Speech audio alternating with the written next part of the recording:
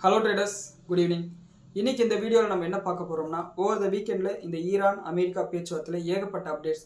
ஒரு point of டைமில் Iran tension ஆகிட்டு நான் பேச்சுவார்த்தைக்கே வரல, ஸ்டேட் ஆஃப் ஹார்மஸை நான் மறுபடியும் மூடுறேன்னு சொல்லிட்டாங்க. இதனால் நேற்று ஈவினிங்லேருந்தே மறுபடியும் ஒரு பேனிக்கான சுச்சுவேஷன் கிரியேட் ஆயிருக்கு. ஸோ அதை பற்றி டீட்டெயிலாக பார்த்துருவோம். அண்ட் அது மட்டும் இல்லாமல் நம்மளோட பிரசிடென்ட் ட்ரம்ப் இந்த 2 நாளில் அவங்க நாட்டில் எதிர்க்கட்சியோட பிரச்சனை பண்ணிட்டு கியூபா, வெனிசுலா, ஈரான், இட்டாலி, நம்மளோட prime minister, Chinese president, north Korea வரையும் வந்து பேசி வச்சிருக்காரு. அதை பற்றி டீட்டெயிலாக பார்த்துருவோம். அண்ட் அது மட்டும் இல்லாமல் நம்மளோட வியூவர்ஸில் நிறைய பேர் அமெரிக்கன் ஸ்டாக் மார்க்கெட்டை பற்றி கேட்டுட்டு இருக்கீங்க. எனக்கு அப்படியே பார்த்துட்டு இருக்கும்போது அமெரிக்காவை பற்றி ஒரு டேட்டா வந்தது. அதை பார்க்கும்போது அட பாவிகளா அப்படின்ற மாதிரி இருந்தது. நான் வந்து அமெரிக்கன் மார்க்கெட்டில் இன்வெஸ்ட் பண்ணல, ஆனால் அமெரிக்கன் மார்க்கெட்டில் ஒரு கிராஷ் வந்துச்சுன்னா அதனோட இம்பேக்ட் கண்டிப்பாக நம்மளோட இந்திய பங்கு சந்தைகள் மேலே இருக்க தான் செய்யும். அதை பார்க்கும்போது எனக்கு அந்த பேனிக் வந்தது. அண்ட் அது மட்டும் இல்லாமல் இந்த வாரம் நம்மளோட பங்கு சந்தைகள் 4 நாள் மட்டும்தான் இருக்க போது, ஒரு நாள் லீவ் விட போகிறாங்க. அண்ட் இந்த வாரம் முக்கியமான சில எக்கனாமிக் ஈவெண்ட்ஸ் நடக்க போகுது, எக்கனாமிக் டேட்டாஸ் வரப்போகுது. அதை பற்றி டீட்டெயிலாக பார்த்துருவோம். அண்ட் இந்த வீடியோ பார்க்குற பட்சத்தில் இதில் இருக்கக்கூடிய தகவல்கள் உங்களோட ட்ரேடிங் ஆர் இன்வெஸ்டிங் யூஸ்ஃபுல்லாக இருக்குன்னு சொல்லிட்டு நீங்கள் நினச்சிங்கன்னா இந்த வீடியோக்கு ஒரு லைக் கொடுங்க. அண்ட் இந்த வீடியோ பற்றின கருத்துக்களை கீழே கமெண்ட்ஸில் பதிவிடுங்க, நானும் பார்த்து தெரிஞ்சுக்கிறேன். இப்போ வீடியோக்குள்ளே போகலாம். வெள்ளிக்கிழமை நம்மளோட மார்க்கெட் அனாலிசிஸ்லேயே நம்ம பார்த்தது தான். என்னன்னா, ஆக்சுவலாக வெள்ளிக்கிழமை தான் இந்த எம்ஓயூவை சைன் பண்ண வேண்டியது. ஆனால் புதன்கிழமை ஈவினிங்கில் ஃப்ரான்ஸில் வச்சு அமெரிக்கன் பிரசிடென்ட் கையெழுத்து போடுறாரு. வேலைக்கிழமை ஈவினிங் ஒரு 5 மணி வாக்கில் பாகிஸ்தானோட பிரைம் மினிஸ்டர் மீடியேட்டர் என்ற இடத்துல கையெழுத்து போடுறாங்க. இப்படி கையெழுத்து போட்டோன்னே நம்மளுக்கு அஃபிஷியல் டாக்குமெண்ட் ரிலீஸ் ஆகிடுச்சு. நம்ம கூட அன்றைக்கி வேலைக்கிழமை மார்க்கெட் அனாலிசிஸில் அதை வந்து க்ளீனாக வந்து டைசெக்ட் பண்ணி அனாலிசிஸ் பண்ணி ஈரானுக்கு தான் இந்த டீல் வந்து சாதகமாக இருக்குன்னு சொல்லிட்டு நம்மளோட வீடியோவில் பேசியிருந்தோம். அண்ட் இப்படி இருக்கிற பட்சத்தில் வேலைக்கிழமை ஈவினிங் இஸ்ரேல் லெபனான் மேலே கண்டினியூஸாக அட்டாக்ஸை ஸ்டார்ட் பண்ணுறாங்க. இந்த அட்டாக்ஸில் மிகப்பெரிய அளவுக்கு சேதங்கள் ஹிஸ்புல்லாக்கு வந்து ஏற்படுத்துகிறாங்க. இதை பார்த்துட்டு ஈரான் டென்ஷன் ஆக ஃபர்தராக நெகோசியேஷன்ஸ் கண்டினியூ பண்ணணும்னா நீங்கள் இஸ்ரேலை வந்து கண்ட்ரோல் பண்ணி வைங்க, இஸ்ரேல் லெபனான் மேலே அடித்தா அது அமெரிக்காவுக்கு தான் பொறுப்பு அப்படின்னு சொல்லிட்டு சொல்கிறாங்க. ஏன்னா இந்த எம்ஓஏல முதல் பாயிண்ட்டு எல்லா தரப்புலையும் வந்து அட்டாக்ஸ் நிறுத்தணும், கம்ப்ளீட்டாக வந்து போர் நிறுத்தணும், அப்போ தான் வந்து பேச்சுவார்த்தையை கண்டினியூ பண்ணணும்னு சொல்லிட்டு ஒரு பாயிண்ட் இருக்குது. அதையே நீங்கள் ஃபாலோ பண்ணுறேன்னா நாங்கள் எதுக்கு பேச்சுவார்த்தைக்கு வரணும்னு சொல்லிட்டு நாங்கள் சுவிட்சர்லாந்துக்கே வரல அப்படின்னு சொல்லிட்டு சொல்லிடுறாங்க. இது நடக்கிறது வெள்ளிக்கிழமை காலையில். அண்ட் அமெரிக்கா தரப்பில் என்ன சொல்கிறாங்கன்னா, ஜேடி வேன்ஸ் அவங்களோட வைஸ் பிரசிடென்ட் அவங்களும் வந்து சுவிட்சர்லாந்துக்கு போல அந்த பிளான் கேன்சல் ஆயிடுச்சுன்னு சொல்லிட்டு அப்டேட் வருது. இது நம்மளோட மார்க்கெட்லேயே வந்து ஒரு சின்ன ஒரு பேனிக்கை கிரியேட் பண்ணுச்சு. அண்ட் இப்படி இருக்கிற பட்சத்தில் ஈரான் என்ன சொல்கிறாங்கன்னா, எங்களுக்கு கேரண்டி கொடுங்க இஸ்ரேல் லெபனானை அட்டாக் பண்ண மாட்டாங்கன்னு சொல்லிட்டு நாங்கள் வந்து பேச்சுவார்த்தைக்கு வரோம்னு சொல்லிட்டு சொல்கிறாங்க. அண்ட் வெள்ளிக்கிழமை ஈவினிங் 6:15 ஒரு அப்டேட் வருது. அந்த அப்டேட் என்னன்னா, அமெரிக்காவோட ஒயிட் ஹவுஸ் அஃபிஷியல்ஸ் என்ன சொல்கிறாங்கன்னா, இஸ்ரேலும் ஹெஸ்புல்லாவும் இந்த சீஸ்பயருக்கு புதுசாக ஒரு சீஸ்பயருக்கு ஒத்துக்கிட்டாங்க அப்படின்னு சொல்லிட்டு அப்டேட் வருது. இந்த அப்டேட் வந்தோடனே கோல்டு ப்ரைஸஸ் ஏறுது, நம்மளோட கிஃப்ட் நிஃப்டி ஏறுது. அமெரிக்கன் மார்க்கெட் அப்போ ஓப்பன் ஆகலை, அமெரிக்கன் ஃபியூச்சர்ஸ் வந்து பாசிட்டிவ் ரியாக்ட் ஆச்சு. க்ரூட் ஆயிலோட விலை $80 லைட்டாக விழுந்தது. ஆனால் கொஞ்ச நேரத்தில் ஹெஸ்புல்லா வந்து என்ன சொல்லிட்டாங்கன்னா, எங்களுக்கு அஃபிஷியல் நோட்டிஃபிகேஷன் எதுவும் வரலங்க அப்படின்னு சொல்லிட்டு அவங்க கிளாரிஃபை பண்ணுறாங்க. ஒரு 10 மணி வாக்கில் வெள்ளிக்கிழமை நைட்டு 10 மணிக்கு, இந்த டைம் எல்லாம் கரெக்டாக ஞாபகம் வச்சுக்கோங்க, அப்போ தான் சீக்வன்ஸாக உங்களுக்கு புரியும். வெள்ளிக்கிழமை நைட்டு 10 மணிக்கு ஈரான் என்ன சொல்கிறாங்கன்னா, எங்களுக்கு நீங்கள் சீஸ்ஃபயர்னு சொல்கிறீங்க, ஓகே, முதல்ல அந்த சீஸ்ஃபயரை வந்து நடைமுறைப்படுத்துங்க, அதுக்கப்புறம் வந்து எங்களோட டெலிகேஷனை நாங்கள் சுவிட்சர்லாந்துக்கு அனுப்புகிறோம்னு சொல்லிட்டு அவங்க சொல்கிறாங்க. இதெல்லாம் இப்படி இருக்கும்போது, அதாவது வெள்ளிக்கிழமை ஈவினிங்கே சீஸ்ஃபயர்னு சொல்லிட்டு அமெரிக்கா அனௌன்ஸ் பண்ணிட்டாங்க, இந்த மாதிரி சீஸ்ஃபயரை நடைமுறைப்படுத்துங்கன்னு சொல்லிட்டு இவங்க ஈரான் தரப்புலேருந்து சொல்கிறாங்க. இதெல்லாம் இப்படி போயிட்டு இருக்கும்போது சனிக்கிழமை காலையில் லெபனானோட தெற்கு பகுதிகளில் இஸ்ரேல் வந்து அட்டாக் ஆரம்பிக்கிறாங்க. சனிக்கிழமை மத்தியானம் வரை இந்த அட்டாக்ஸ் கண்டினியூ ஆகுது. ஒரு ஸ்டேஜில் லெபனானோட மேற்கு பகுதிகள் எல்லாம் அட்டாக் பண்ணுறாங்க. இந்த மாதிரி அட்டாக்ஸ் எல்லாம் பார்த்துட்டு போத் அமெரிக்கா, ஈரான் 2 பேருமே டென்ஷன் ஆகிறாங்க இஸ்ரேலுக்கு எதிராக. அமெரிக்காவில் பிரசிடென்ட் ட்ரம்ப் என்ன சொல்கிறாருன்னா, ஐ last respect for the people who wanted the Iran conflict to continue அப்படின்னு சொல்கிறார்.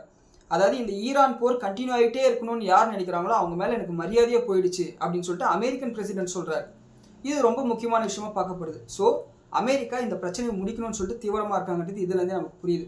அண்ட் அது மட்டும் இல்லாமல் ஈரானோட ஐஆர்ஜிசி சனிக்கிழமை மத்தியானம் வரையும் வந்து அட்டாக் பண்ணிட்டு இருந்ததை பார்த்துட்டு ஈரானோட ஐஆர்ஜிசி ஈவினிங் 7 மணிக்கு ஒரு அப்டேட் கொடுக்குறாங்க, நாங்கள் ஸ்டேட் ஆஃப் ஹார்மஸை மூடணும்னு சொல்லிட்டு. சனிக்கிழமை ஈவினிங்னா நேற்று ஈவினிங். இதை பார்த்ததுலேருந்து மறுபடியும் ஒரு பேனிக் கிரியேட் ஆகுது, போச்சுடா மறுபடியும் க்ரூட் ஆயில் வந்து ஸ்பைக் ஆக போகுது, மார்க்கெட் கிராஷ் ஆக போகுதுன்னு சொல்லிட்டு. அண்ட் இந்த ஸ்டேட் ஆஃப் ஹார்மஸை பற்றி தனியாக வந்து ஒரு செக்மெண்ட் பார்த்துருவோம், ஏன்னா சீரீஸ் ஆஃப் ஈவெண்ட்ஸ் அதில் நடந்திருக்கு. அண்ட் ட்ரம்ப் இது இல்லாமல் சில ஸ்டேட்மெண்ட் பண்ணியிருக்காரு, அதை முதல்ல பார்த்துருவோம். அங்கே நேற்று சனிக்கிழமை ஈவினிங் 4:30 மணிக்கு அங்கே இருக்கக்கூடிய எதிர்க்கட்சிகள் பற்றி வந்து சில விஷயங்கள் பேசியிருக்காரு. சனிக்கிழமை ஈவினிங் 4:30 மணினா அங்கே சனிக்கிழமை காலையில் வந்து 6 மணி மாதிரி. அதில் என்ன சொல்லியிருக்காருன்னா, radical left fools and democrats realise how well we have done in our war against Iran. இதில் வந்து அவங்களோட எதிர்க்கட்சி பற்றி பேசினா கூட ஈரானை பற்றின சில ஸ்டேட்மெண்ட் இருக்குன்னு தான் நம்ம வீடியோவில் சொல்கிறோம். இதில் அவர் என்ன சொல்கிறாருன்னா, radical left fools and democrats realise how well we have done in our war against Iran with their country being completely defeated militarily. ஒபாமாவை வந்து அவமானப்படுத்துகிறாராம். Obama just kept giving them billions of dollars in cash and never used our then depleted military for what should have done to rein in the world's number one sponsor of terror, Iran. They have zero respect for him. They thought he was like sleepy Joe Biden, a weak and ineffective leader, and on this they were 100% correct. Iran got away with murder for 47 years until I came along. Then it all changed. America is back to President DJT அப்படின்ற மாதிரி சொல்கிறார். அதாவது இதில் டெமோக்ராட்ஸையும் அவங்களோட எதிர்க்கட்சியும் ஒபாமாவையும் Joe பைடனையும் வந்து அவமானப்படுத்த மாதிரி சில statement பண்ணுறாரு. நான் வந்து தான் எல்லாத்தையும் சரி பண்ணேன்னு சொல்கிறார். இதெல்லாம் இப்படி இருக்கும்போது இன்னொரு ஸ்டேட்மெண்ட்டை ஒரு மணி நேரம் கழிச்சு பண்ணுறாரு. 5:25 முதல் ஸ்டேட்மெண்ட்டு 4:30 மணிக்கு, அதுக்கப்புறம் 5:25 இன்னொன்று பண்ணுறாரு. Funny how the democrats like to say that Iran is in a strong position today than they were in 3 months ago despite the fact that they have defeated militarily with no navy or air force. That's why I call them democrats. President DJT அப்படின்ற மாதிரி சொல்கிறார். இதுலேயே அவர் அவமானப்படுத்துகிறார். இதையும் வந்து ஈரானை வந்து use பண்ணுறார். And இது மட்டும் இல்லாமல் சவுத் கொரியா கிட்டேருந்து ஒரு அப்டேட் வந்தது என்னென்னா, நான் வந்து பிரசிடென்ட் ட்ரம்ப் கிட்ட பேசினேன். அதில் வந்து அவர் என்கிட்ட ஒரு ரிக்வஸ்ட் வச்சிருக்காரு. அதில் அவர் என்ன சொல்லியிருக்காருன்னா, அமெரிக்காவோட ஷிப் பில்டிங்கை சவுத் கொரியாவில் வச்சு பண்ண சொல்லி கேட்டிருக்காரு. அண்ட் அது மட்டும் இல்லாமல் it is time to deal north Korea அப்படின்ற மாதிரி ட்ரம்ப் சொல்லியிருக்காருன்னு சொல்லிட்டு சொல்கிறாரு. அதாவது இந்த வருஷத்தோட ஆரம்பத்தில் கிரீன்லாண்டு பிரச்சனை, அதுக்கப்புறம் கியூபாவில் இப்போ அடிக்க போகிறேன்னு சொல்லிட்டே இருந்தாங்க. கியூபா வந்து சுற்றி வளைச்சிட்டாங்க. ரஷ்யாவோட க்ரூட் ஆயில் வந்து கியூபாக்குள்ளார வராத மாதிரி, சைனாவோட க்ரூட் ஆயில் கியூபாக்குள்ளார வர மாதிரி வந்து பார்த்துக்கிட்டு இருக்காங்க. அதே மாதிரி வெனிசுலாவில் போய் கையை வச்சாச்சு. அடுத்து ஈரான் ஆச்சு. இப்போ வந்து கியூபாவுக்கு போயிருக்காரு, நார்த் கொரியாவுக்கு போயிருக்காரு. அண்ட் நார்த் கொரியாவோட நியூக்ளியர் ப்ரோக்ராமை நிறுத்துறது தான் இப்போதைக்கு நம்மளோட ஷார்ட் டேர்ம் பிளான் அப்படின்ற மாதிரி அவர் சொல்லியிருக்காரு. இது வந்து நார்த் கொரியா பஞ்சாயத்தா. இது இப்படி இருக்கும்போது இட்டாலி பிரைம் மினிஸ்டர் ஜார்ஜியா மெலோனியா இருக்காங்களே, அவங்கள பற்றி சில ஸ்டேட்மெண்ட் பண்ணியிருக்காரு. அந்த ஸ்டேட்மெண்ட்டுக்கு அவங்க டென்ஷன் ஆகிட்டாங்க. இட்டாலி பிஎம் வந்து டென்ஷன் ஆகிட்டாங்க. இதில் அவர் என்ன சொல்கிறாருன்னா, இது வந்து பண்ணது நேற்று ஈவினிங் 5:54 6 மணிக்கு பண்ணுறாரு. Italian Prime Minister Giorgia Meloni asked over and over for a picture with me during the G7 meeting in France. She is doing poorly in Italy with our level of popularity, possibly because she turned down the United States of America, a country that truly loves and protects Italy, when it comes to denying Iran from obtaining or developing nuclear weapon. She wouldn't even let us use Italy's landing strips or runways, a great logistical inconvenience, and this despite the fact US contributes hundreds of billions of dollars a year to protect Italy and other so-called NATO allies. Now, after the United States defeated Iran militarily, she wants to be friends again in order to get her numbers up. No thanks, President DJT அப்படின்ற மாதிரி சொல்கிறார். அதாவது இந்த Italy prime minister Meloni அவர்கள் என்கிட்ட வந்து ஒரு photo எடுத்துக்கணும்னு சொல்லிட்டு அவ்வளோ முறை கெஞ்சினாங்க. ஆனால் நான் அதுக்கு மறுத்துட்டேன். காரணம், இந்த ஈரானோட போரில் இட்டாலியோட எந்த ஒரு ரன்வேஸையோ லேண்ட் ஸ்ட்ரிப்ஸையும் எங்களை பயன்படுத்திக்க விடலை, ராணுவ தளவாடங்களை பயன்படுத்திக்க விடலை. அங்கேருந்து ஃப்ளைட்டை ஏற்றிட்டு போய் அங்கே போய் அட்டாக் பண்ணுறதுக்கு எங்களுக்கு இட்டாலியில் பர்மிஷன் கொடுக்கல. இருந்தாலும் கூட அமெரிக்கா ஏகப்பட்ட பணத்தை வந்து இட்டாலியா இருக்கட்டும் நேட்டோ நாடுகளுக்கு உதவி பண்ணுறதுக்காக கொடுத்துட்டே இருக்கோம். பில்லியன்ஸ் ஆஃப் டாலர்ஸை செலவு பண்ணிட்டு இருக்கோம் வருஷம். அண்ட் ஒன்ஸ் நான் வந்து இட்டாலியை தோக்கடிச்சதுக்கப்புறம் இப்போ வந்து மறுபடியும் என்கிட்ட சப்போர்ட்டுக்காக வராங்க. நான் வந்து நோ தேங்க்ஸ் அப்படின்னு சொல்லிட்டு அனுப்பிச்சிட்டேன்னு சொல்கிறாங்க. இதுக்கு அவங்க இட்டாலி பிஎம் வந்து டென்ஷன் ஆகிட்டு சில விஷயங்களுக்கு உடனே ரெஸ்பான்ஸ் கொடுத்துடணும். இதை வந்து அவங்க இட்டாலியில் தான் கொடுத்தாங்க, டிரான்ஸ்லேஷனில் அவங்க சொன்ன விஷயம். சில விஷயங்களுக்கு உடனே ரெஸ்பான்ஸை கொடுத்துடணும். அமெரிக்கன் பிரசிடென்ட் ட்ரம்ப் தெரிஞ்சு பண்ணுறாரா தெரியாமல் பண்ணுறாருன்னு தெரியல. எதுக்கு அவங்களோட நட்பு நாடுகளே இப்படி பகச்சிக்கிறாரு? அண்ட் அது மட்டும் இல்லாமல் எனக்கும் சரி இட்டாலிக்கும் சரி எதுக்கும் கெஞ்சி பழக்கம் இல்லை அப்படின்னு சொல்லிட்டு அவர் சொல்கிறார். ஸோ இந்த மாதிரி எல்லாம் பேசிட்டு அடுத்து வெனிசுலாவுக்கு வராரு. அமெரிக்காவில் ஏற்கனவே 50 ஸ்டேட்ஸ் இருக்கா, வெனிசுலாவை 51வது ஸ்டேட்டாக சேர்த்து அதுக்கு வந்து ஒரு கவர்னர் அப்பாயிண்ட் பண்ணுறதுக்கு அவர் வந்து பிளான் பண்ணிட்டு இருக்கிறதா சொல்கிறாரு. இது வெனிசுலா இருக்கிற விஷயம். அண்ட் ஒரு இன்டர்வியூவில் வந்து உலகத்தில் பவர்ஃபுல்லான லீடர்ஸ் யாருன்னு கேட்கும்போது சைனீஸ் பிரசிடென்ட் பேரையும் இந்தியன் பிரைம் மினிஸ்டர் பேரையும் சொல்லியிருக்காரு. இது வந்து கிளியராக அவங்களோட மிட் டர்ம் எலெக்ஷனில் அங்கே இருக்கக்கூடிய அமெரிக்க வாழ் சீனர்களையும் அமெரிக்க வாழ் இந்தியர்களையும் கவர்றதுக்காக அவர் பண்ண ஒரு கிமிக்காக தான் நம்ம பார்க்க வேண்டியதாக இருக்குது. ஸோ இதை வந்து அதை தாண்டி நம்ம பார்த்துட்டு ட்ரம்ப் நம்ம மேலே மரியாதை வச்சிருக்காருன்னு சொல்லிட்டு நம்ம ஏமாறக்கூடாது. ஏன்னா நிறைய முறை வந்து அவர் மாற்றி பேசியிருக்காரு. ஒன்ஸ் இந்த மிட் டர்ம் எலெக்ஷன் முடிஞ்சிருச்சுன்னா மறுபடியும் வந்து நான் H1B விசாக்கு காசு வாங்க போகிறேன் அப்படி இப்படின்னு சொல்லிட்டு கிளம்பார். அதையும் நம்ம நோட் பண்ணிக்கணும். ஸோ இந்த மாதிரி இருக்கும்போது ஈரான் தரப்புலேருந்து சில ஸ்டேட்மெண்ட் அவங்களோட குறிப்பாக அவங்களோட ஃபாரின் மினிஸ்டர் சொன்னது என்னென்னா, இந்த இஸ்ரேல் லெபனான் மேலே பண்ண அட்டாக்ஸ்க்கு வந்து அவங்க கண்டனம் தெரிவிச்சிருக்காங்க. அதே மாதிரி இந்த இஸ்ரேல் லெபனான் மேலே பண்ணுற எல்லா அட்டாக்குக்கும் அமெரிக்கா தான் பொறுப்பேற்றுக்கணும்னு சொல்கிறாங்க. ஈரான் அவங்களோட அலைஸ், அது ஹெஸ்புல்லாவாக இருக்கட்டும், ஹவுத்திஸாக இருக்கட்டும், யாராக இருந்தாலும் சரி அவங்கள பாதுகாக்கிறது எங்களோட கடமைன்னு சொல்லிட்டு சொல்லியிருக்காங்க. அண்ட் அது மட்டும் இல்லாமல் நாங்கள் ஆல்ரெடி வந்து எம்ஓஇ வந்து டிஜிட்டலாக சைன் பண்ணிட்டோமே, நாங்கள் அர்ஜென்ட்டாக சுவிட்சர்லாந்துக்கு போகணும்னு அவசியமே எங்களுக்கு இல்லைன்ற மாதிரி சொல்லியிருக்காங்க. இதெல்லாம் நேற்று நடந்த விஷயம் அந்த அட்டாக்ஸ் நடக்கும்போது. அண்ட் அதே சமயத்தில் இந்த சுவிட்சர்லாந்தோட மீட்டிங் இன்னும் கொஞ்சம் நாளைக்கு தள்ளி போடப்படும் அப்படின்னு சொல்லிட்டு நேற்று சொன்னாங்க. ஆனால் இன்னைக்கு மத்தியானம் மீட்டிங் நடந்துட்டு இருக்கு இப்போ நம்ம பேசிகிட்டு இருக்கும்போது. அண்ட் அது மட்டும் இல்லாமல் இந்த இன்டர்நேஷ்னல் அட்டாமிக் எனர்ஜி ஏஜென்சிக்கு நாங்கள் எந்த விதமான அப்ரூவலும் கொடுக்கல, பர்மிஷனும் கொடுக்கல, எங்களோட சைட்டை இன்ஸ்பெக்ஷன் பண்ணுறதுக்கு, மானிட்டர் பண்ணுறதுக்கு. ஒன்ஸ் இந்த பேச்சுவார்த்தையில் எப்படி போதோ அதை பொறுத்து தான் நாங்கள் பர்மிஷன் கொடுக்குறதோ கொடுக்காம போகிறதோ முடிவு பண்ண முடியும்னு சொல்லியிருக்காங்க. அண்ட் இஸ்ரேலோட மினிஸ்டர், நம்ம இதை வெள்ளிக்கிழமை வீடியோலேயே பேசியிருந்தோம், பென் கவீர், அவர் என்ன சொல்லியிருந்தாருன்னா, இஸ்ரேலில் இருக்கக்கூடிய ஒரு தாய் அழுதா லெபனானில் இருக்கக்கூடிய 1000 தாய்மார்கள் அழுவாங்க அப்படின்னு சொல்லிட்டு சொல்லியிருந்தார். அதை நம்மளே வந்து என்ன சொல்லியிருந்தா, இது என்ன பேச்சு, இது ஹிஸ்புல்லாவை அடிக்கிறதால ஹிஸ்புல்லாவை போய் அடிக்கணும், தேவையில்லாமல் லெபனானில் இருக்கக்கூடிய சாதாரண மக்கள் அழணும்னு சொல்கிறது என்ன விதமான மைண்ட் செட்டுன்னு சொல்லிட்டு நானே சொல்லியிருந்தேன். அதே தான் வந்து அவரும் சொல்லியிருக்காரு. ஆனால் அவர் வந்து இன்னும் ஓப்பனாக சொல்லிட்டார், இது வந்து பார்த்தீங்கன்னா ஒரு ஜீனோசைடிக்கல் மைண்ட் செட், அதாவது ஒரு இன அழிப்பு நடத்தணுன்ற ஒரு மைண்ட் செட்டோட பேசுகிறாங்க. இது யாரோ ரோட்டில் போகிறவங்க பேசுறது கிடையாது, ஒரு மினிஸ்டர் பேசுகிறாங்க, இதெல்லாம் நியாயமா அப்படின்னு சொல்லிட்டு ஈரானோட ஃபாரின் மினிஸ்டர் கேட்டிருக்காரு. இதையும் வந்து நோட் பண்ணிக்கோங்க. அண்ட் இப்படி இருக்கும்போது ஈரான் மிலிட்ரி யூனிட் அல் மஹதி ஸ்பெஷல் ஃபோர்ஸஸ் பிரிகேட் என்ன சொல்கிறாங்கன்னா, நாங்கள் சில கண்ட்ரோல்டு எக்ஸ்ப்ளோஷன்ஸை பண்ண போகிறோம். அதாவது ஈரானோட தெற்கு பகுதிகளில் ஜாரோம், முகமதாபாத் டவுன்ஷிப் இடத்துல வந்து சில அன்எக்ஸ்ப்ளோர்டட் பாம்ப்ஸ் வந்து கண்ட்ரோல்டு எக்ஸ்ப்ளோஷன் பண்ண போகிறோம். இந்த ஆப்ரேஷன் ஞாயிற்றுக்கிழமை காலையில் 7 மணிலேருந்து மத்தியானம் வரை நடக்க போகிறதா சொல்லியிருக்காங்க. இதுலேருந்து நம்ம புரிஞ்சிக்க வேண்டியது என்னென்னா, அமெரிக்கா அவங்களோட தரைப்படைகளை இறக்கிறதுக்கு தயாராக இருக்காங்க அப்படின்னு சொல்லிட்டு சில தகவல்கள் மார்ச் மாதத்தில் வந்தது. அந்த நேரத்தில் இவங்க வந்து கன்னி வெடிகளை பதிச்சிருக்கணும். அந்த கன்னி வெடிகளை இப்போ ரிமூவ் பண்ணுற ப்ராசஸில் இவங்க ஈடுபட்டிருக்கணும். அதுதான் இதில் இருக்கக்கூடிய விஷயம். அண்ட் இதையும் வந்து நோட் பண்ணிக்கோங்க. அவங்க வந்து கடலில் மட்டும் இல்லை, நிலத்துலேயும் கன்னி வெடி வச்சுருக்காங்க. அண்ட் இன்னொரு ஸ்டேட்மெண்ட், ஒரு 4 நாள் முன்னாடி வந்த ஸ்டேட்மெண்ட் என்னென்னா, இவங்களோட என்ரிச்டு யுரேனியம் இருக்குல்ல, அது வந்து ஒரு குகைக்குள்ளே இருக்குது. இவங்களே பர்பஸாக அந்த குகையை குண்டு வச்சு தகர்த்துட்டாங்க. யாருமே போய், இப்போ குகை வந்து ஓப்பனாக இருந்தால் போய் உள்ளே போய் எடுத்துகிட்டு வந்துடலாம். குகையே ஃபுல்லாக இடிஞ்சு மலை குவியலாக விழுந்துருக்குன்னு வச்சுக்கோங்களேன், அதெல்லாம் புக்லைன் வச்சு ஜேசிபி வச்சு ஃபுல்லாக நோண்டி எடுக்கிறதுக்கு நாள் கணக்கில் மாத கணக்கில் ஆகும். ஸோ வந்துட்டு எடுத்துகிட்டு போகிறது முடியாது இல்லையா. ஸோ இவங்களே பிளான் பண்ணி அதை பண்ணிட்டாங்கன்னு சொல்லிட்டு ராய்ட்டர்ஸ் ரிப்போர்ட்டில் வந்து ஒரு செய்தி வந்தது. ஸோ அதையும் வந்து நோட் பண்ணிக்கோங்க. டெக்னிக்கலாக அடிக்கிறாங்க இவங்க. அண்ட் இஸ்ரேல் சில ஸ்டேட்மெண்ட் பண்ணியிருக்காங்க, இந்த ஹிஸ்புல்லா பண்ண அட்டாக்ஸுக்கு நாங்கள் ரிட்டாலியேட் பண்ணுவோம், அதாவது 4 இஸ்ரேலி சோல்ஜர்ஸ் கொல்லப்பட்டிருக்காங்க, இதுக்கு நாங்கள் கண்டிப்பாக பதில் சொல்லுவோம். நெத்தன்யாகு என்ன சொல்கிறாருன்னா, Israel won't tolerate any kind of attack on its soldiers and territory and Hezbollah இதுக்கான விலையை கொடுப்பாங்கன்னு சொல்லியிருக்காங்க. இது என்ன கான்செப்ட்னு எனக்கு புரியல. இவங்க போய் அடிச்சிடுறாங்க, பதிலுக்கு அவங்க அடிக்கிறாங்க. அவங்க அடித்ததுக்கு நீ இதுக்கான விலையை கொடுப்பேன்னு சொன்னால், நீ அடிக்காமல் இருந்தால் அவங்க அடிச்சிருக்க மாட்டாங்களே. இதுதானே பாயிண்ட்டு. இதை தான் எல்லாருமே சொல்கிறாங்க. அமெரிக்காவே இத்தனை நாள் சப்போர்ட் பண்ணாங்களே, போதும் நிறுத்திக்கோன்ற மாதிரி தான் சொல்கிறாங்க. ஸோ இது என்ன எப்படின்னு எடுத்துக்கிறது நமக்கு தெரியல.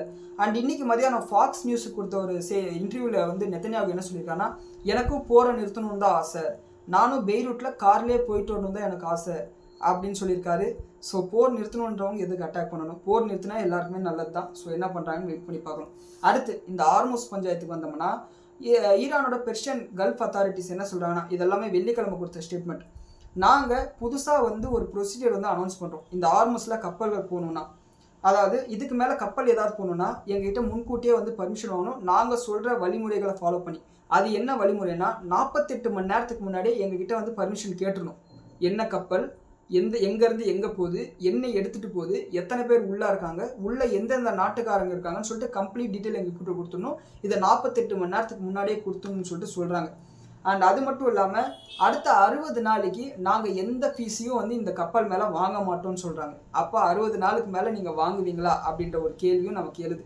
அண்ட் அது மட்டும் இல்லாமல் ஒரு குறிப்பிட்ட ஒரு அந்த நேற்று வந்து பார்த்திங்கன்னா அந்த 7 மணிக்கு மேலே ஈரானோட ஐஆர்ஜிசி என்ன சொல்லிட்டாங்கன்னா, நாங்கள் வந்து கம்ப்ளீட்டாக இந்த கப்பல் போக்குவரத்தை நிறுத்துகிறோம், ஸ்டேட் ஆஃப் ஆர்ம்ஸ்னு சொல்லிட்டாங்க. ஆனால் யூஎஸோட சென்காம் என்ன சொல்கிறாங்கன்னா, ஓமனி வாட்டர் டெரிட்டரி பார்த்தீங்களா, இப்போ இப்படி இருக்குது பார்த்தீங்களா, இது மேலே இருக்கிறது ஈரான், கீழே இருக்கிறது ஓமன். இந்த ஓமனோட பார்டர் கிட்ட நாங்கள் வந்து கப்பல்கள் வரதுக்கு நாங்கள் எக்ஸ்கார்ட் பண்ணிகிட்டே கூட்டிகிட்டு வந்துட்டுருக்கோன்ற மாதிரி சொல்கிறாங்க. இவங்க வந்து யூஎஸோட சென்காம் சொல்கிறாங்க. இதெல்லாம் இப்படி இருக்கும்போது ஈரானோட ஐஆர்ஜிசி நாங்கள் டிசிக்னேட் பண்ணி வச்சுருக்க ரூட் என்னென்னா, லாராக் ஐலாண்ட் அப்படின்னு ஒரு தீவு இருக்குது, அது பக்கத்துலேயே நீங்கள் வந்து உங்களோட கப்பல்களை எடுத்துகிட்டு போங்க, வேறு எங்கேயாவது போனீங்கன்னா கன்னி வெடியில் மாட்டிங்கன்னா எங்களை கேட்கக்கூடாதுன்னு சொல்லியிருக்காங்க. இது இஸ்ரேல் சொல்லியிருக்க விஷயம். வேறு ஏதாவது அசம்பாவிதம் நடந்துச்சுன்னா எங்களை கேட்கக்கூடாது, இந்த வழியில் போனீங்கன்னா உங்களுக்கு எதுவும் நடக்காதுன்னு சொல்லியிருக்காங்க. ஒன்று கண்ணி வெடி வச்சு அடிக்கலாம், இல்லைன்னா இவங்களே ட்ரோனை வச்சு அடிக்கலாம். அதுக்கான ஆபத்துகளும் இருக்குது. அண்ட் நேற்று நைட்டு நான் சொன்ன மாதிரி ஒரு 7-8 மணிக்கு ஐஆர்ஜிசி வந்து ஸ்டேட் ஆஃப் ஹார்மஸை க்ளோஸ் பண்ணிட்டதா சொல்கிறாங்க. இது ஒரு பேனிக்கை கிரியேட் பண்ணுது. அண்ட் ஒன்ஸ் ஏதாவது ஒரு விசில் ஸ்டேட் ஆஃப் ஹார்மஸை நெருங்கினீங்கனாலே நாங்கள் வந்து உங்களை அடிப்போம்னு சொல்கிறாங்க. ஆனால் நேற்று நைட்டு 11 மணிக்கு மேலே ஷிப் ட்ராக்கிங் டேட்டாவாக இருக்கட்டும், ஷிப்பிங் கம்பெனிஸ் கொடுத்த டேட்டாவாக இருக்கட்டும், யூஎஸோட சென்காமாக இருக்கட்டும், இவங்க வந்து என்னதான் ஸ்டேட் ஆஃப் ஹார்மஸை மூடிட்டாக சொன்னாலும் கூட அந்த டிராஃபிக் வந்து நார்மலாக தான் இருக்குன்னு சொல்லிட்டு அறிவிக்கிறாங்க நேற்று நைட்டு 11 மணிக்கு. இது வந்து ஒரு ரிலீஃபை கொடுத்தா கூட. அண்ட் இன்னைக்கு காலையில் நேற்று நைட்டு 11:50க்கு இஸ்ரேல் என்ன சொல்கிறாங்கன்னா, நாங்கள் ஹெஸ்புல்லாவோட சீஸ்ஃபயர் வந்து அனௌன்ஸ் பண்ணுறோம். அண்ட் அமெரிக்கா வந்து இதுக்கு மிகப்பெரிய ஒரு ப்ரெஷர் போட்டாங்க, அதனால தான் நாங்கள் அனௌன்ஸ் பண்ணோம்னு சொல்லிட்டு இஸ்ரேல் சொல்கிறாங்க. இது எத்தனை நாளைக்கு அவங்க கண்டினியூ பண்ண போகிறாங்கன்னு தெரியல. ஆனால் இன்றைக்கி காலையிலேருந்து பெருசாக எந்த அட்டாக்ஸும் நடக்கல. எல்லா அட்டாக்ஸும் நேற்று மத்தியானத்தோடு நிறுத்திட்டாங்க. இதுவும் ஒரு பாசிட்டிவ் விஷயமா இருக்குது. ஒன்ஸ் இந்த அட்டாக்ஸாக நிறுத்தினதுக்கப்புறம் இன்றைக்கி காலையில் ஜேடி வேன்ஸ் நெகோசியேஷனுக்கு கிளம்பிட்டார் சுவிட்சர்லாந்துக்கு. ஆனால் இந்த முறையில் சுவிட்சர்லாந்தில் ஜெனீவாவில் வந்து நெகோசியேஷன் நடக்க போதில் பர்கன்ஸ்டாக் அப்படின்ற ஒரு இடத்துல வந்து பேச்சுவார்த்தை நடத்த போகிறதா சொல்லியிருக்காங்க. பாகிஸ்தானோட மீடியேட்டர்ஸும் கத்தாரோட மீடியேட்டர்ஸும் இந்த பேச்சுவார்த்தையில் கலந்துக்க போகிறதா சொல்லியிருக்காங்க. இதுதான் வந்து இப்போதைக்கு இருக்கக்கூடிய விஷயம். அண்ட் ஈரானோட மீடியா ரிப்போர்ட்ஸ் என்ன சொல்கிறாங்கன்னா, கார்க் ஐலாண்ட்லேருந்து மறுபடியும் க்ரூட் ஆயிலை லோட் பண்ண ஆரம்பிச்சிட்டதா சொல்கிறாங்க. அண்ட் இந்த யூஎஸோட பிளாக்கேட் எடுத்துட்டதுனால நாங்கள் வந்து மறுபடியும் க்ரூட் ஆயிலை மார்க்கெட்டுக்குள்ளே கொண்டு வர போகிறோம்னு சொல்கிறாங்க. இது பாசிட்டிவான விஷயம். அண்ட் இந்த ஸ்டேட்மெண்ட் இன்றைக்கி மத்தியானத்துக்கு மேலே வந்திருக்கு. அது ரொம்ப முக்கியம். ஏன்னா இது நேற்று வந்துச்சுன்னா அதுக்குள்ளார ஏகப்பட்ட விஷயம் நடந்துச்சு, அதனால் இது நிறுத்து போயிருக்கும். ஆனால் இப்போ மத்தியானத்துக்கு மேலே வந்ததுனால இது வந்து லைவாக இருக்கக்கூடிய விஷயம். அண்ட் நாளைக்கு க்ரூட் ஆயிலில் மிகப்பெரிய ஸ்பைக் வராது. என்னதான் இந்த வீக்கெண்டில் இவ்வளோ பெரிய ட்ராமா நடந்திருந்தாலும், அதாவது சுற்றி வளைச்சி ஆரம்பித்த இடத்துலேயே வந்து நிற்கிறானுங்க. ஸோ அதுதான் வந்து இருக்கக்கூடிய காமெடியை. இன்னும் எந்த விதமான பஞ்சாயத்து முடியல. அண்ட் இதுலேருந்து நமக்கு தெரிஞ்சுக்க வேண்டியது ஸ்டேட் ஆஃப் ஹார்மஸ் ஓப்பனாக இருக்குது. ஈரானோட கப்பல்களும் போகுது, அமெரிக்காவோட கப்பல்களும் போகுது, மற்ற நாடுகளோட கப்பல்களும் போயிட்டு தான் இருக்குது. அண்ட் அமெரிக்கன் பிரசிடென்ட் ட்ரம்ப் இன்னைக்கு மத்தியானம் 12:45 ஒரு போஸ்ட்டை போட்டிருக்காரு. அதில் அவர் என்ன சொல்லியிருக்காருன்னா, there will be no tolls in the Hormuz Strait for 60 days during the ceasefire period. அதாவது ஈரான் சொன்ன அதே ஸ்டேட்மெண்ட் சொல்கிறார். And there will be no tolls after 60-day period has expired அப்படின்னு சொல்கிறாரு. 60 நாள் கழிச்சு நீங்கள் டோல் கட்ட மாட்டீங்க unless they were imposed by and for the United States of America should the deal not be completed for services rendered as a guardian angel to the countries of the Middle East for the purpose of past, present, future reimbursement cost அப்படின்ற மாதிரி சொல்லியிருக்காரு. அதாவது toll கட்ட வேண்டிய அவசியம் இருக்காது, ஆனால் toll நீங்கள் கட்ட வேண்டியது இருக்கும். எப்போனா நாங்கள் டோல் போட்டால் தான் நீங்கள் கட்ட வேண்டியதாக இருக்கும். ஈரான் சொல்கிறதுனால நீங்கள் டோல் கட்ட வேண்டிய அவசியம் இருக்காதுன்ற மாதிரி மத்தியானம் 12:45 வந்து இவர் சொல்கிறாரு. பேச்சுவார்த்தை நடந்துட்டு இருக்கிற அந்த டைமில் வந்து இவர் சொல்கிறாரு. அண்ட் ஆஸ் ஆஃப் நோ வந்து பார்த்தீங்கன்னா சுவிட்சர்லாண்டில் பர்கன்ஸ்டாக் என்ற இடத்துல பேச்சுவார்த்தை நடந்துட்டுருக்கு. அண்டு இதுக்கு மேலே மத்தியானம் 3 மணிக்கு மேலே ஒரு அப்டேட் வந்தது. என்னன்னா, ஈரான் வந்து எங்களுக்கு அணு ஆயுதத்தை உருவாக்குற இன்டென்ஷன் இல்லை, ஆனால் அதுக்காக யுரேனியம் என்ரிச்மெண்ட் பண்ணுற அந்த உரிமையை எங்களால் விட்டு கொடுக்க முடியாதுன்னு சொல்லியிருக்காங்க. இது எங்கே போய் முடியும்னு தெரியல. அதாவது டீ போட மாட்டேன், ஆனால் டீ தூள் வாங்குற உரிமை எனக்கு இருக்குது அப்படின்ற மாதிரி இருக்குது கேட்கும்போது. அண்ட் இதுலேருந்து நம்ம தெரிஞ்சிக்க வேண்டியதுன்னா, இந்த போர் மறுபடியும் பெரிய அளவில் வெடிக்காதுன்றது தான் எனக்கு தெரிய வருது. பெரிய அளவுக்கு அட்டாக்ஸ் இருக்காது. ஏன்னா ஒரு பக்கம் கத்தார், துபாய், சவுதி அரேபியா இவங்கெல்லாம் வந்து காசை கொடுத்துட்டாங்க. ஆன் த ரெக்கார்டு இல்லையானாலும் ஆஃப் த ரெக்கார்டில் கொடுத்துட்டாங்க. ஏன்னா கத்தார் கிட்டத்தட்ட 3 பில்லியன் என்னமோ கொடுத்துருக்கிறதா வந்து செய்திகள் வருது. அண்ட் அது மட்டும் இல்லாமல் அமெரிக்கன் பிரசிடென்ட்டும் சரி, ஈரானும் சரி, இந்த பிரச்சனையை வந்து சுமூகமாக கொண்டு போயின்னு தான் சொல்கிறாங்க. நேற்று ஈவினிங் 8 மணிக்கு வந்து 7-8 மணிக்கு இந்த ஹார்மஸை பிளாக் பண்ணிட்டோன்னு சொன்னதுக்கப்புறம் ஒரு பேனிக் கிரியேட் ஆனதா கூட மறுபடியும் வந்து கப்பல் போக்குவரத்துல சுமூகமாக தான் இருக்குது. யாருமே வந்து பார்த்தீங்கன்னா இந்த பிரச்சனையை நீட்டிக்கணும்னு நினைக்கல. காரணம், அமெரிக்காவுக்கு இது வரையும் கிட்டத்தட்ட $129 பில்லியன் அளவுக்கு செலவு ஏற்பட்டிருக்கு. அங்கே க்ரூட் ஆயிலோட விலை ஏறினது, அவங்களோட கேஸோட ப்ரைஸஸ் ஏறினது. அண்ட் அது மட்டும் இல்லாமல் பென்டகன் வந்து புதுசாக ஒரு ரிக்வஸ்ட் கொடுத்துருக்காங்க. இன்னும் இந்த ஈரானோட ஆப்ரேஷனுக்கு எங்களுக்கு $80 பில்லியன் அளவுக்கு தேவைப்படும் அப்படின்னு சொல்லிட்டு அவங்களும் வந்து ஒரு ரெக்வஸ்ட் கொடுத்துருக்காங்க. இதுவும் நோட் பண்ண வேண்டிய விஷயம். அண்ட் அதே சமயம் ஈரானோட பொருளாதாரம் ரொம்ப மோசமாக இருக்குது. அவங்களோட இன்ஃப்ளேஷன் 74% ஈரான் பேசிஸில் வந்து இன்க்ரீஸ் ஆயிருக்கு.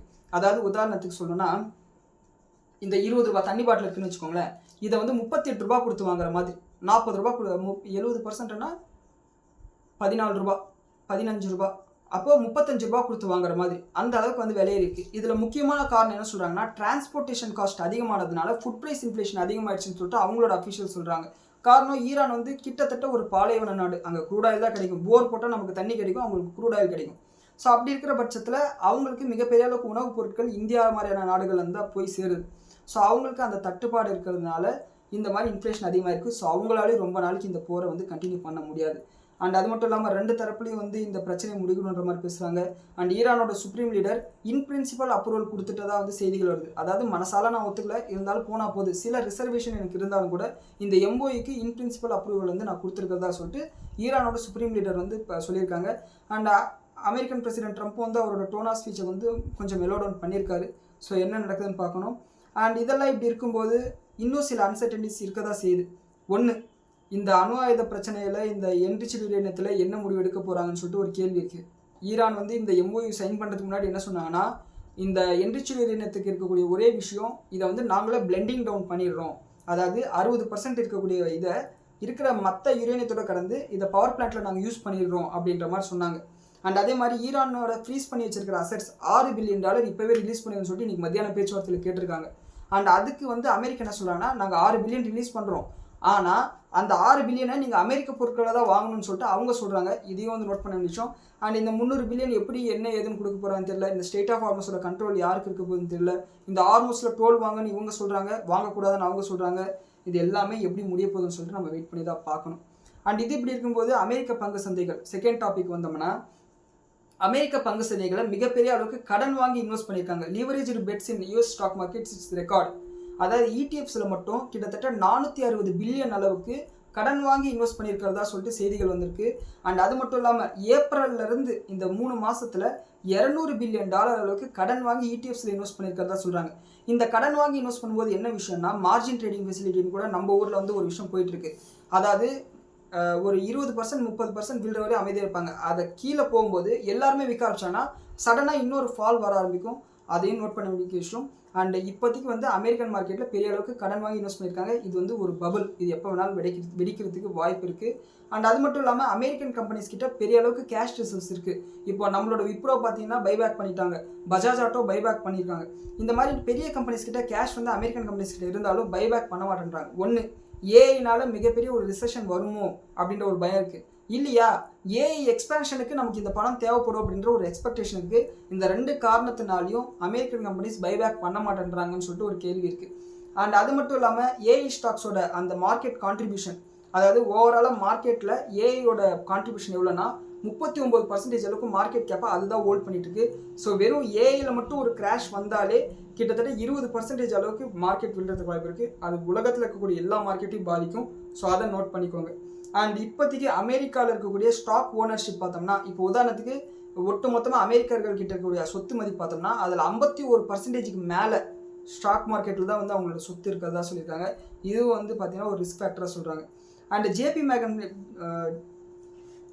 மார்கன் என்ன சொல்கிறாங்கன்னா, அடுத்த வாரம் கிட்டத்தட்ட $165 பில்லியன் அளவுக்கு ரீபேலன்சிங் நடக்க போகுது உலக அளவில். அது கொரியாவில் நடக்கலாம், தாய்வானில் நடக்கலாம், இந்தியாவில் நடக்கலாம், எங்கே வேணாலும் நடக்கலாம். மிகப்பெரிய ரீபேலன்சிங் நடக்க போகுது. அதன் காரணமாக மிகப்பெரிய ஒரு செல் ஆஃப் வரதுக்கு வாய்ப்பு இருக்குன்னு சொல்கிறாங்க. இதுலேருந்து நம்ம தெரிஞ்சுக்க வேண்டியது என்னென்னா, அடுத்த வாரம் பயங்கர வாலட்டைலாக இருக்கும். இன்ட்ராடே மூமெண்ட்ஸே பயங்கரமாக இருக்கும்.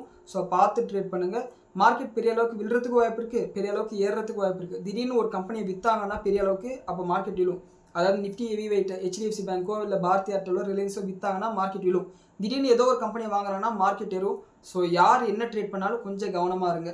வெல்ஸ் ஃபார்கோ என்ன சொல்கிறாங்கன்னா, S&P 500 8600 பாயிண்ட் வரைக்கும் போகும்னு சொல்கிறாங்க. இவங்க ஒருத்தங்க தான் வந்து அல்ட்ரா புல்லிஷாக இருக்காங்க அமெரிக்கன் மார்க்கெட் மேலே. ஸோ இதுதான் வந்து அமெரிக்கன் மார்க்கெட்டில் இருக்கக்கூடிய தகவல்கள். ஆனால் அமெரிக்கன் மார்க்கெட்டில் ஒரு கிராஷ் வந்துச்சுன்னா அது கண்டிப்பாக இந்திய பங்கு சந்தைகளே பாதிக்கும். அதையும் நம்ம நோட் பண்ணிக்கணும். முடிஞ்ச வரைக்கும் உங்களோட போர்ட்ஃபோலியோவில் 20% கேஷாக மெயின்டைன் பண்ணுங்கள், 20% கோல்டாக மெயின்டைன் பண்ணுங்கள்.